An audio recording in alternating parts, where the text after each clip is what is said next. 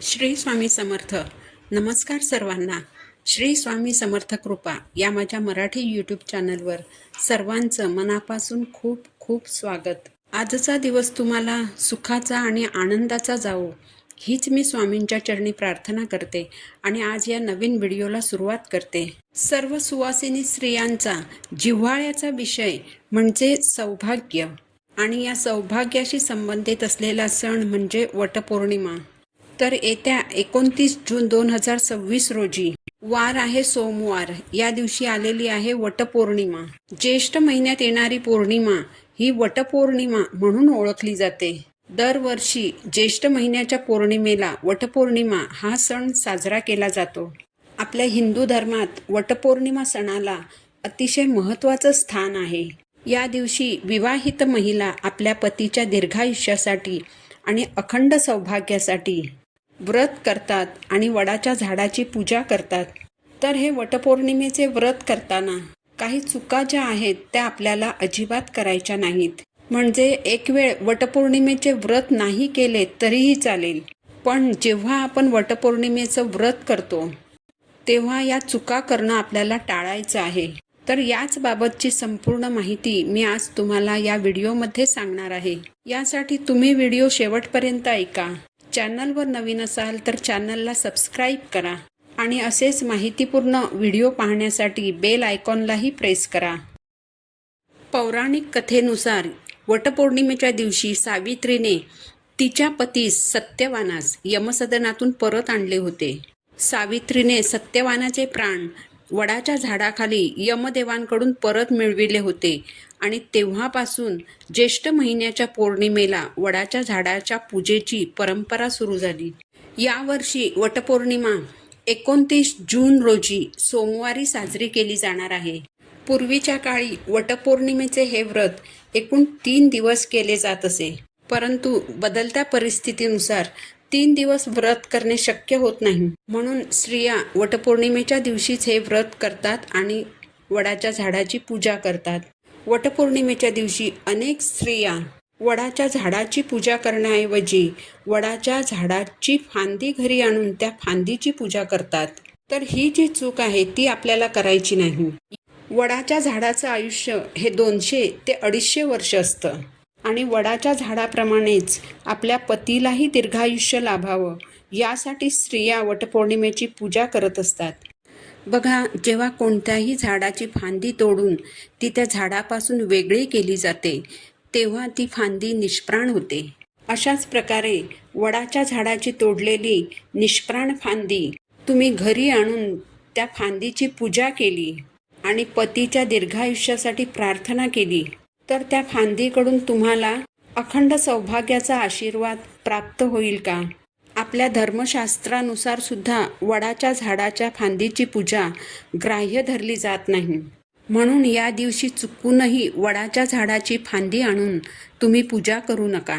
एक वेळ तुम्ही पूजा नाही केली तरीही चालेल, पण तुम्हाला या दिवशी वडाच्या झाडाची फांदी तोडून आणून तिची पूजा करायची नाही. त्या पूजेचं फळ तुम्हाला प्राप्त होत नाही. जर तुमच्या घराच्या जवळपास वडाचं झाड नसेल तर तुम्हाला एखाद्या पुठ्ठ्यावर वडाच्या झाडाचं चित्र काढायचं आहे किंवा एखाद्या पाटावरती वडाच्या झाडाची रांगोळी काढायची आहे आणि त्यावर तुम्हाला ही जी पूजा आहे तर ती करायची आहे. परंतु चुकूनही वडाच्या झाडाची फांदी घरी आणून तिची पूजा करायची नाही. याचबरोबर या दिवशी अनेक स्त्रिया वडाचं जे छोटंसं रोप असतं त्याची पूजा करतात, परंतु धर्मशास्त्रानुसार याला अजिबात मान्यता नाही. शास्त्रानुसार मोठ्या आणि जुन्या वडाच्या झाडाची पूजा करायची असते. ज्या वडाच्या झाडाची तुम्ही पूजा करणार असाल ते वडाचं झाड हे जुनं आणि मोठं असायला हवं, कारण ज्या वटवृक्षाकडे तुम्ही पतीच्या दीर्घायुष्यासाठी प्रार्थना करणार आहात तो वटवृक्ष देखील दीर्घायुष्य लाभलेला असायला हवा. म्हणून वडाचं जे मोठं झाड असतं तर वटपौर्णिमेला त्या झाडाची पूजा करावी, पण चुकूनही वडाच्या छोट्या रोपाची पूजा करू नका.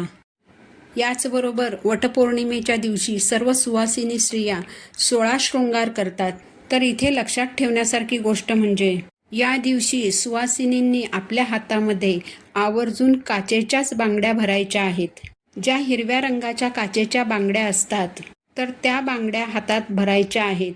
हिरवा रंग हा सौभाग्याचा रंग मानला जातो, म्हणून या दिवशी आवर्जून हिरव्या रंगाच्या काचेच्या बांगड्या हातामध्ये भरा. या दिवशी चुकूनही मेटलच्या किंवा प्लास्टिकच्या बांगड्या हातामध्ये भरू नका. याचबरोबर वटपौर्णिमेच्या दिवशी स्त्रियांनी आवर्जून लाल, पिवळ्या किंवा हिरव्या रंगाची साडी परिधान करून वटपौर्णिमेची पूजा करायची आहे. या रंगांव्यतिरिक्त इतर रंगाच्या साड्या देखील तुम्ही परिधान करू शकता, पण चुकूनही पांढऱ्या रंगाची साडी, काळ्या किंवा डार्क निळ्या रंगाची साडी चुकूनही परिधान करायची नाही.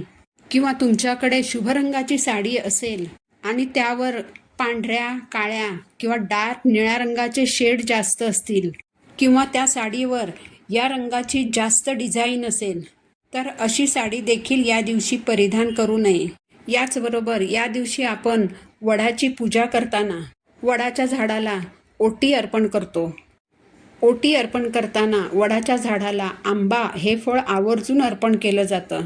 हे फळ वडाच्या झाडाला अर्पण केल्यानंतर जर ते आपण तिथेच झाडाखाली तसंच ठेवून दिलं तर 1-2 दिवसानंतर ते खराब होऊन जातं.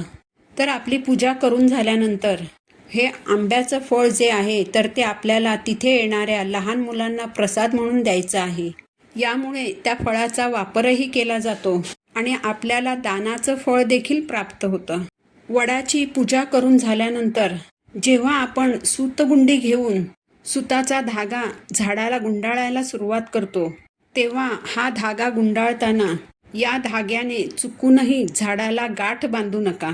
इतर स्त्रियांनी पूजा करताना अगोदर धागा गुंडाळलेला असतो, तर त्याच धाग्यामध्ये तुम्ही तुमचा धागा अडकवून घ्यायचा आहे आणि यानंतर वडाच्या झाडाला 7 फेरे जे आहेत तर ते घालायचे आहेत.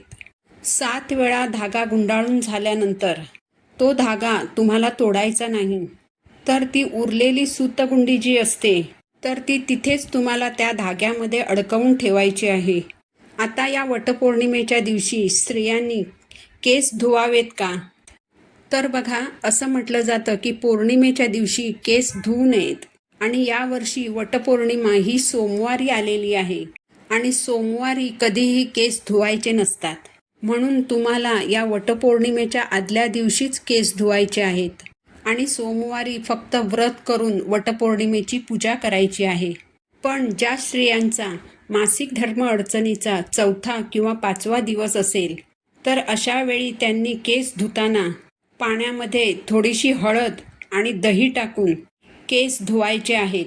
आता ज्या स्त्रिया गर्भवती आहेत तर त्यांनी वटपौर्णिमेची पूजा करावी का? तर बघा, गर्भवती स्त्रिया वटपौर्णिमेची पूजा करू शकत नाहीत असं कुठेही लिहिलेलं नाही, परंतु गर्भवती महिलांनी उपवास करू नये असं डॉक्टर सांगतात. आणि जर दगदग होणार नसेल, त्रास होणार नसेल तर 6 महिन्यापर्यंतच्या गर्भवती स्त्रिया वडाच्या झाडाची पूजा करून वडाला 7 फेऱ्या देखील मारू शकतात. 7 महिन्यानंतर मात्र वडाची पूजा करू नये. यामुळे गर्भवती स्त्रीला त्रास होऊ शकतो.